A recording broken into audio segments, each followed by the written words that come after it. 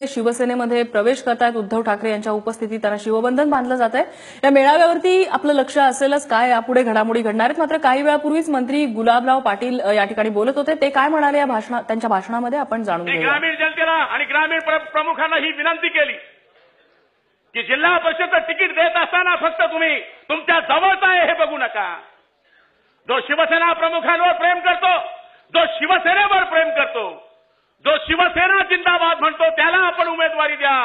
जो तुमचा जिंदाबाद म्हणतो त्याला टाळण्याचा प्रयत्न करा। याचं कारण आजकाल काही ठिकाणी चहापेक्षा केटली गरम आहे आणि आज आमच्यासारख्या सर्वसाधारण माणसाला आपल्याकडनं हीच अपेक्षा आहे की काही ठिकाणी पैशांचा वापर मी निवडणुकीमध्ये सांगितला की नगरपालिकेच्या निवडणुकीमध्ये भयानक पैशाचा वापर झाला, पण आपण साहेब कुठल्याच निवडणुकीमध्ये आला नाहीत।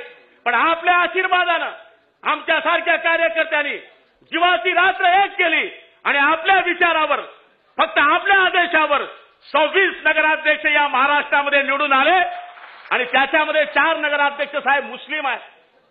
माझ्या नगरपालिकेचा नगराध्यक्ष सुद्धा साहेब मुस्लिम निवडून आला, जिथं 27,000 हिंदू आहे आणि 6,000 मुस्लिम आहे।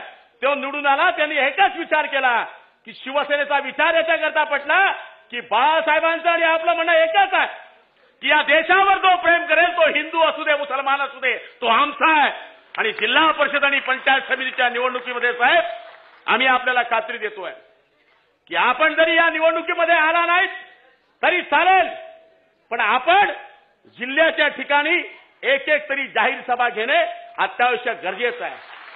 आम्ही तालुक्यावर आपल्याला बोलवणार नाही, आम्ही गल्लीबोळामध्ये आपल्याला बोलवणार नाही, पण आपण आल्यानंतर आमच्यामध्ये डबल ताकद येते, हत्तीचे बळ आमच्या अंगामध्ये येतं। आणि मी जो उभा आहे साहेब, मी पंचायत समिती झेडती मग आमदार झालो, पहिले 5वी मग 7वी मग 10वी आणि आता तुम्ही मला 12वी पास केलं साहेब। त्याच्यामुळे माझ्यासारख्या टपरीवाल्या माणसाला तुम्ही मंत्री केलं। आज मला बरं वाटतं साहेब, जो गुलाबराव टपरीवर बसायचा त्याच्या पुढे एक लाल दिव्याची गाडी, मागे एक लाल दिव्याची गाडी आणि मध्ये बसला गुलाबराव गडी। हे केलं साहेब, तुम्ही केलं साहेब। म्हणून हे असं रसायन आहे की या रसायनाने तुम्हाला आम्हाला कुठे केलं हो, कुठे नेलं हो। पण आपल्यामधलेही काही लोक थोडंसं काही झाले की 4 मोबाईल सिस्टीमवर साहेब झोपले, साहेब घरात आहे। अरे तुम्ही नीट तर बोला, चांगलं तर वागा, नाही पाणी चहा देतायत तर कमीत कमी पाणी तर द्या। आल्यावर असं वाटतं जसं काही उधारी मागायला आलाय आपल्या घरी। मेहरबानी करून आपल्याला हात जोडून सांगतो, काम होत नसेल तरी चालेल, पण येणाऱ्या कार्यकर्त्याशी चांगलं बोला, बाकी काही करू नका।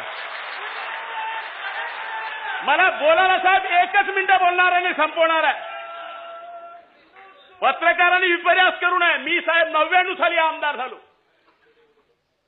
पहिला एक कार्यकर्ता होता पैलवान, तो आला माझ्याकडे की म्हणले कोर्टाचा आता निकाल लागायचा आहे आणि भाऊ तुम्ही आमदार झाले, आता म्हणले तुम्ही जज साहेबाला फोन लावा आणि माझा निकाल बदलवून द्या।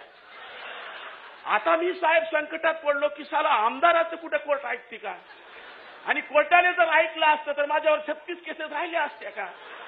पण मी एक विचार केला की याचा कार्यक्रम जो आहे जर आपण नाकारला तर हा तर आपल्यापासून चालला जाईल। मग मी समय सूचकता साधली। बीपीएल मोबाईल त्यावेळेस लांब लांब मोठे मोठे आले, माझ्या कार्यालयात काही रेंज येईना।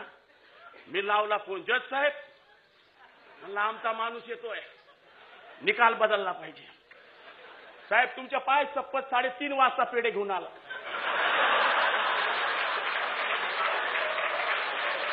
भाऊ निकाल लागला म्हणजे कशाला लागणार नाही, आपली हवा आहे तशी। आणि समजून घ्या, जर तो निकाल विरुद्ध गेला असता साहेब तर मी ठरवलं होतं, अरे साला वकील कच्चा पडला आपला, त्यावेळेस त्याच्यावर चिडलो असतो बरोबर। त्याला म्हणलं असं की माझ्या अखत्यारीतली ही बाब नाहीये, चल उठ इथून, तर तो त्याचा निकाल त्याच्या बाजूने गेलाच होता, तो कायमस्वरूपी आपल्यापासून गेला असता। म्हणून जरा सांभाळून बोला ना। होत नाही, कायद्यात बसत नाही। झकमाराला म्हणजे आमदार बनलाय तू, कशाला बनलाय खासदार बनलाय, कशाला तू जिल्हा प्रमुख बनलाय, कमीत कमी ऐक, कमीत कमी ऐक। फोन कर ना यार, फोन कर ना, फोन करण्याने काय मरून जाणार आहे काय, फोन कर। पण आमचे कार्यकर्ते कधी कधी आपण एखाद्या हवालदाराला पकडली फटफटी तर फोन लावून देतात. वरतून सांगा ना हवालदार साहेब गुलाब पाटील बोलतो लेतून बापशे बोलले, म्हणजे आपलेही लोक कठीण ना. ही परिस्थिती आहे. म्हणून नुसतं तुम्ही नीट बोला हो, चांगलं वागा. अर्धा कार्यक्रम आपल्या पदाधिकाऱ्यामुळे सत्यानाश होतो. दोन लगेच त्याचे माग असतात. काही काही ते एकटे येतात फटफटीवर, दुसऱ्याला आणत नाही का. गुलाबराव पाटीलच्या समोर आला तर मग याची हवा कमी होती ना. म्हणजे हे आपल्यामध्ये हा कार्यक्रम सिस्टीम आहे. साहेबांना फसवू नका. आपण सगळेजण मिळून आश्वासन द्या. भोळं भाळं काम आहे इकडं. आपण सांगतो तसं ते करतात, आपण सांगता तसं तिकीट देतात आणि आपणच सगळं करतात. म्हणून आपण चुकीचं सांगणं म्हणजे तुम्हालाही फसवणं आहे आणि संघटनेला फसवणं आहे. जो संघटनेला फसवीत त्यांचा सगळ्यांचा सत्यानाश झाला. एक बी ठिकाण्यावर नाहीये. कोणी आसाराम बापू झालाय. जाऊ द्या, बाकी मी काही बोलत नाही.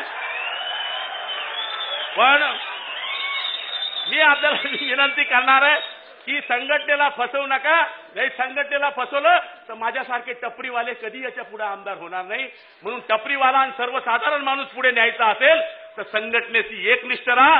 जिल्हा परिषद पंचायत समितीवर आणि महानगरपालिकेवर झेंडा फडकवण्याकरता सगळेजण एकजुटीने काम करूया आणि सत्यानाश समोरच्यांचा करूया. जय हिंद, जय महाराष्ट्र.